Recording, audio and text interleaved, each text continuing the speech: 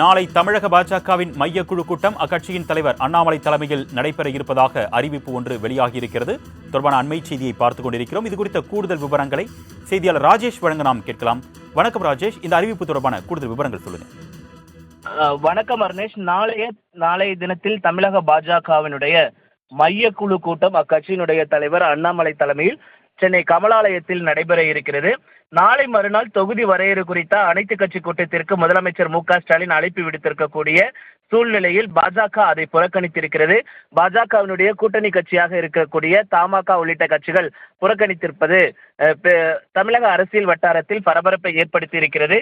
இந்த நிலையில்தான் இந்த பரபரப்பான இந்த அரசியல் சூழ்நிலை குறித்தும் தொகுதி வரையறை பிளஸ் அந்த மும்மொழி கொள்கை குறித்து ஒரு கையெழுத்து இயக்கத்தை தமிழக பாஜக சார்பாக தொடங்க இருக்கிறார்கள் மார்ச் 5ஆம் தேதி. அது குறித்தும் இந்த மையக்குழு கூட்டத்தில் விவாதிக்கப்பட இருக்கிறது. தமிழகம் முழுவதுமே மும்மொழி கொள்கைக்கு ஆதரவாக அவர்கள் ஒவ்வொரு கிராமமாக சென்று கையெழுத்து இயக்கம் நடத்தி அது பொதுமக்கள் கையெழுத்திட செய்து அதனை சேகரித்து ஜனாதிபதியிடம் அளிக்க இருப்பதாக அவர்கள் தெரிவித்திருந்தார்கள். அதன் அடிப்படையில் அது எவ்வாறு செய்வது என்பதை எல்லாம் குறித்து நாளைய தினத்தில் அவர்கள் விவாதிப்பார்கள் என எதிர்பார்க்கப்படுகிறது.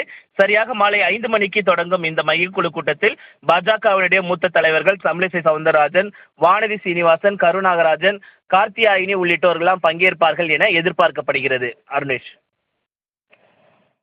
கூடுதல் விவரங்களுக்கு நன்றி ராஜேஷ்.